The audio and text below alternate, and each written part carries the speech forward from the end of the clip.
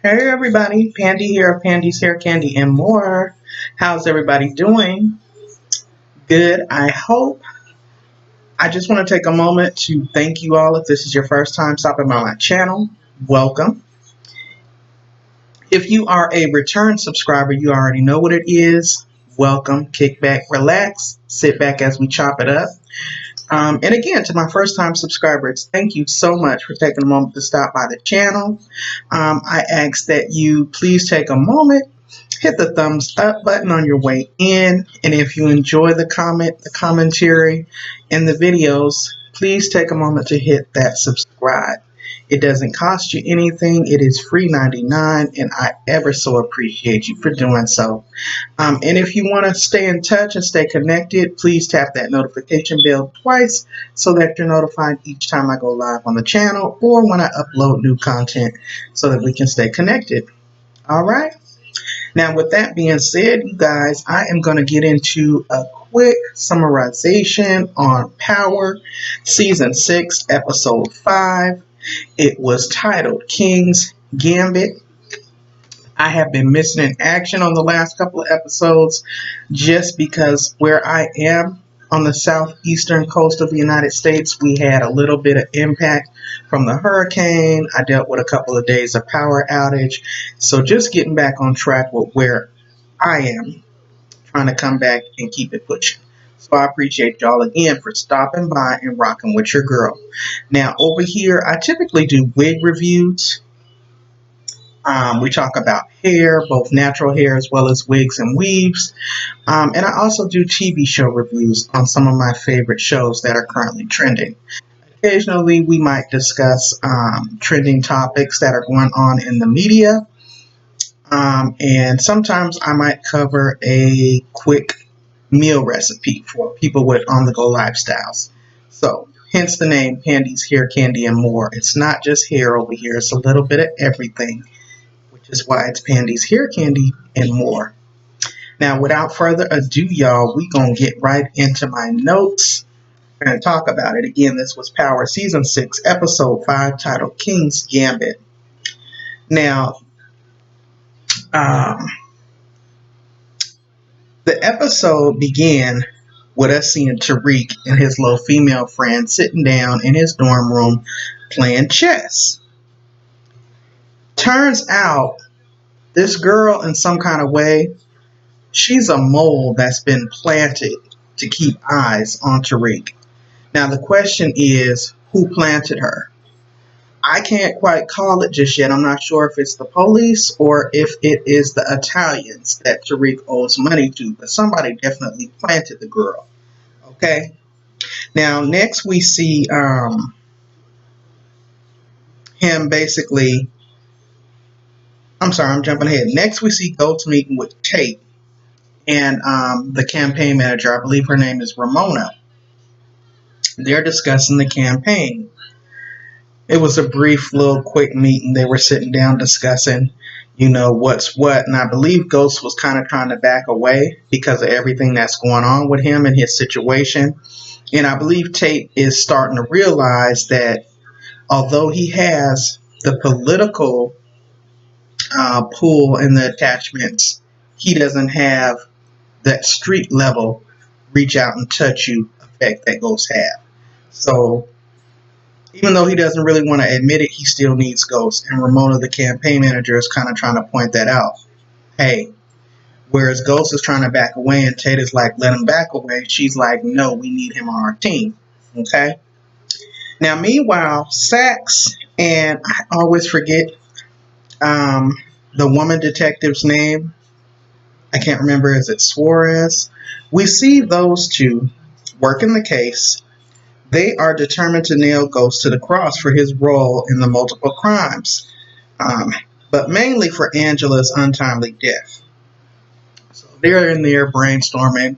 They got the little board with all the notes and photos up there, and they're just trying to tie Ghost to this thing. And they can't do it. He's been untouchable for, 6 seasons now? Okay. Then we see Tommy and Tasha meeting up in Tommy's new ride. Remember, the last Mustang got lit up by Ghost. Ghost thought he had shot Tommy. and it ended up being somebody else in the car. I'm sorry. Hold on, y'all. I always forget to turn this music off when I get started, and then I find myself trying to overtalk it. I can't reach it right now, but anyway, y'all, they meet up. Now we know Tommy and Tasha have always had this like brother sister relationship. They consider themselves family. They're sitting back talking about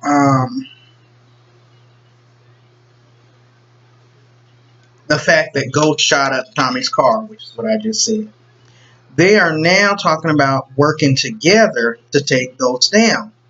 But she insists that Tommy needs to exercise patience. He needs to be strategic in his next move. He can't just go after him and gun him down. It just ain't going to work, and they get away with it. Now, we then see Sax catch Dre slipping, walking across the street in broad daylight in the hood. He approaches him on some snitch on ghost type stuff. You know, basically, he comes at him with the okie doke. Dre's trying to walk off, and an SUV pulls up and rolls down the window. And they got Dre's little baby girl in the back seat. So obviously, he's got some decisions to make. He's at a loss. He's breaking like, how you gonna come at me with this slave and slave master mentality type of stuff? Okay.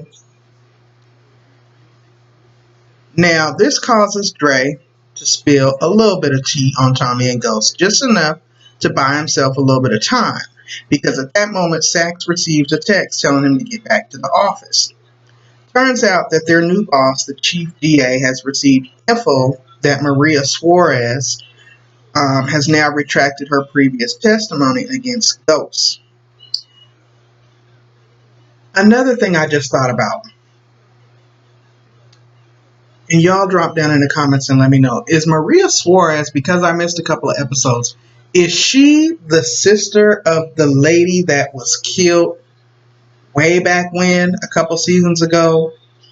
And if so, how do we know that the young girl who has been planted on Tariq is not some kind of way related to them and not working with the Popos or the Italians? Just a thought that just came to me. But anyway, she has retracted her previous testimony against Ghost. He also let Sax know that he was aware of the fact that Sax had officers stand down from gunning Ghost down at Miss Suarez's residence, but he never reported the encounter. So it's obvious that Sax's new boss, who's never particularly cared for him, is now giving him the strong side eye, you know, with regards to how he's been conducting himself in these ongoing investigations out of their office with regards to Ghosts. He's seeing the bias, basically, as we all are. Now, Sax has been blowing every chance they get at popping Ghosts. He then tells the chief he has Proctor's ex willing to turn. And that's when he learns that she has died of a drug overdose the night before. Next, we see Tasha at her daycare. She's sitting around pacing back and forth. It's late in the evening, and apparently this parent is running behind, and this young around the way hood girl comes strolling up in like, "Oh, I'm sorry, girl, you know how it is. Being out here by yourself, having to be the only breadwinner, taking care of the kids, blah, blah, blah, blah, blah." So Tasha ends up having to go hard on her late parent, you know, for showing up no matter what, because she's no longer living the high life. She's strapped for money now. She's in the working class society again. She's not, you know, Ghost is not providing for her like that no more. She's not able to launder money anymore through Keisha's business. She just ain't got it like that no more. So she's coming down on this girl. And at the same time, in their exchange of words and their interaction, I feel like Tasha sees portions of herself in the girl, you know, from her back in the day when she was young and around the way and out there trying to get it how she lived. So they have that exchange. She tells the girl that, you know, she's going to have to come through with the money by tomorrow. Now, as she closes up the center after the girl leaves, she's approached by one of the local neighborhood heavy hitters. He quickly schools her on hood economics real quick. He tells her that she moved into the community without consulting the community. She's like, Tate gave me this place. He's like, Tate don't run nothing around here. So apparently they're still on that old school hood tactics. If you want to be in the hood doing business, you got to run your business through the business. So basically he tells her that she's going to have to pay $1,000 a week if she wants her customers to be safe starting tomorrow. Otherwise, it's going to be unfortunate if her center goes up in flames. Okay. Let me see what else happened, y'all. Next, we see Ghost and Dre meeting up.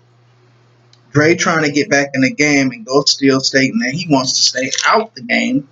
And meanwhile, Proctor is being questioned about his ex-wife by the feds. And about the fact, they're trying to figure out, why were you the one to make the call in about her ODing? Sax claims he needs to use the bathroom because they showed up at his crib. And I forget that relative of Proctor. I can't remember if he's a cousin or whatever, but whatever the case, he's a hitman. And he was there. He had went and hid once Proctor went to the peephole and seen it was the feds there.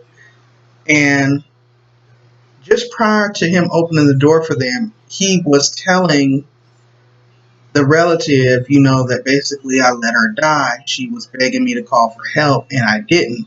And the little girl, his daughter, Lisa Marie, was on the floor asleep. At least they thought she was. And she was laying there listening to the whole thing. So he's trying to keep everything on hush-hush from her, but she's hearing the whole thing. So moving along, he opens the door. He lets them in. Sax goes sneaking around, talking about he got to use the bathroom. He sneaks up into Lisa Marie's bedroom and sees the little unicorn keychain thingy that he had gave to Proctor's ex-wife that had the bug in it, and he gets it off the backpack. So, he's got that, whatever information was caught on that. Next, we see Tariq behind creeping back into the AV room, the audio-visual room at his campus, his college campus.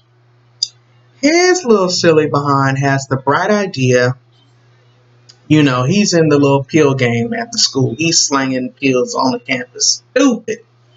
At a college to get an education, but you there trying to slang dope. Okay? So anyway, he has the bright idea. He goes up in there and he is busting down the pills with aspirin. So he's basically cutting the product so that when he goes and slangs to whoever he slangs to, they thinking they're getting pills, but they're actually getting the majority of aspirin mixed in with a few good pills. Okay? He's gooping the kids, basically. Okay? Now, the whole time, he's sitting there so proud of his deeds and thinking he done made a major move. He ain't even peeped that homegirl was lurking in the cut, watching him the whole time as he's sitting here mixing the pills together. Now, we didn't see a frantic Prosper rush James at the club wanting to know what the heck happened with Maria Suarez and why she was, retracting her statement, blah, blah, blah, because the feds have come and questioned him. Now, Ghost don't know what's going on. He then tells them, he needs a place to stay, blah, blah, blah. People are going to be coming for him. He knows people are going to be coming for him. So Ghost lets him know he can, matter of fact, I'm jumping ahead, y'all, and I do apologize because I'm going to have to freestyle it from here because I stopped writing notes at this point. Long story short, in this episode, from that point on, we see the dean or whatever at the campus come knock on Tariq's dorm room door with Tasha. They basically let him know it's been brought to their attention that he's been selling drugs on campus. They found all the drugs. They know he's been going to the AV room. They had everything on him. So somebody obviously snitched. Homegirl, of course, okay? And they also let Tasha and him know he's expelled. It is not tolerated. What he did was unacceptable. There is no second chances. You do not collect $200. You do not pass go. Get the heck up off our campus. And that is what they did.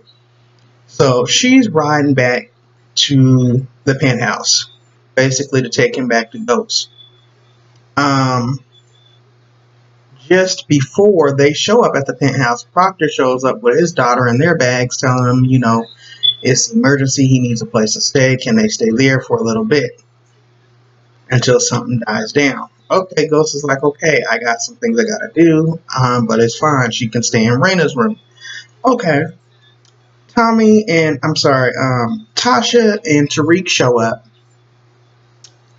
Tasha's telling Ghost, he's being expelled for selling drugs, blah, blah, blah. She's like, did you know he was selling drugs? And she's like, of course not. So he calls himself checking Tariq. And Tariq bucks up at him, cusses him out, tells him, I'm just like you, I am you. And of course, Ghost has been so wrapped up in Angela, he has not paid any attention to the fact that Tariq was taking these dangerous turns. He didn't realize he was getting wrapped up with Kanan. He didn't realize he was really getting involved in the street life and idolizing it, and basically trying to make a name for himself as Ghost 2.0. He just, for whatever reason, he was blind to the fact. Raina's been murdered. I mean, so much has happened now. Kanan's gone. So he has zero respect for Ghost. And the fact that him and Tasha are divorcing is just that much worse. So Ghost gets ready to hem him up, because he's ready to blame Tasha. It's your fault, this, that, and the other. He don't never want to take accountability or responsibility for anything. It's everybody else's fault. Then Proctor comes walking out. So she leaves because, of course, they didn't know anybody was there. She leaves. Tariq goes walking into the room. And then we see Ghost leave. Ghost creeps out and he goes over to Maria Suarez's house only to find her dead body on the ground and the money gone that he had paid her to retract her statement. He already knows Tommy. He knows Tommy's work. Tommy got to her before he got there. Okay? While he's out doing that, no, matter of fact, he went out and had dinner with Ramona first. And there was some chemistry there before them. She was still trying to convince him to stay on the campaign with him, blah, blah, blah. He tells her he has to run, and that's when we see him go to Maria's apartment and find her dead body. Okay. Now, back at the house, Tariq doesn't even know that Proctor and his daughter are there because this penthouse is so elusive and large. He didn't know they were there. Plus, he had been away at college, so he's just coming home. He didn't know they were there. Okay, so he gets a call from Tommy. Tommy's like, what's up? You at the crib? He's like, yeah. He's like, who's there with you? He's like, I don't know. He's like, I know my dad was going out. He was like, well, he said, that service door in the back? Go turn the alarm off and leave that door open for me. And Tariq, get the HELL out of there now. So Tariq's like, are you getting ready to try to come for my dad? You told me you would let me know if you ever plan to come for my dad. He's like, no. Okay, so Tariq's getting ready to bounce from the penthouse, and he hears crying coming from Raina's room. That's when he discovered that Lisa Marie was in there. So he comes up with a little shenanigan like, hey, how would you like to go get some ice cream? Or, you want to go with me to get some shakes or some pizza or whatever. She's like, okay, I'm really sorry if I was being too loud. And he takes her out. And they go out the back service door and he leaves it unlocked. He sets the alarm, he turns the alarm, he disarms it. And while they're out, gone, Proctor is there and he hears some beating at the door. Tommy kicks in the door, lighting up the whole penthouse, okay? Just at that moment, Proctor pulls out his little handgun and he tries to shoot back. He gets a couple of rounds off, but Tommy's got some big semi-automatic weapon and he's gunning to kill him because he realizes that the feds got him and they're going to now use him to testify against him and Ghost. And we all know when Tommy gets his mind made up and your time is up, your time is up. So, okay. They're having an all-out shootout in Ghost's crib. He manages to get his phone out and call Lisa Marie while she's out with Tariq. He's basically saying his goodbyes to his daughter. She can hear Tommy's muffled pounding and yelling in the background, and she knows something's wrong. And I think she knew at that time that was going to be her last time talking to her father, just like he knew that was going to be his last time talking to her. And Tariq is kind of standing there reading her body language, and he knows what's up too. So after that, Tommy comes in, he shoots up the crib, he blows Proctor away, and he literally puts holes in everything in the penthouse. Okay, at the end, we see Tariq taking the girl to the relative of Proctor's, the killer, to his crib. As he's standing across the street, when the man opens the door and hugs her and lets her in, he gives Tariq the nod, like good looking out. Tariq nods back, and he's feeling good about at least getting the girl out of there. And before he could even really enjoy feeling good about that, the Italians roll up on him. They hem him up, they throw him in the back of the van, and Tommy ends up getting a text from Tariq's phone saying to meet him at this location. Ghost ends up getting a text telling him to meet at this location. Tommy and Ghost both show up. They feel like each other's trying to set each other up because they got guns drawn. They're ready to do it. And then out come the Italians telling them, look, your son, your godson, he effed up the church's money, basically. This little nig messed up the money. He done got popped. We know he's been expelled. But here's what we're going to do. Either you're going to break me off $2 million by tomorrow, or he dies. Ghost is like, there is no way that my son had $2 million worth of weight that he was moving for you. And he's like, yeah, that's true, but there's now interest on this. And that's pretty much where we see the episode end, you guys. It was deep. Now, Tariq has been causing chaos for quite some time now, but now it's at a point where Ghost and Tommy is going to have to come together and work together to fix this, or his little behind is dead. Now, keep in mind, I believe Proctor also did give his daughter a locket that also had the drive in it with the information that could and would implicate Tommy and Ghost's roles in this whole drug ring type of thing. But that's where the episode ended. So you all drop down in the comments. Let me know if I skipped something, if I missed something. Because like I said, I was watching it, taking notes, and then I kind of stopped, but was still watching it. So I may have skipped and left some things out. I do apologize.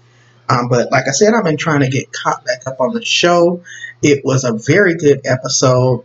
And I hope you all enjoyed my commentary. I'm Pandy of Pandy's Hair Candy and More. Over here, I talk about hair, wigs, weaves, and TV shows. I give my reviews and my commentary on shows that are trending like Power, Empire, Queen Sugar, Greenleaf, shows like that. So yeah, thank you so much for stopping by. I appreciate it. Please don't forget to like the video on your way in or on your way out. And please don't forget to come back. Until next time, I'll holler at y'all. Bye.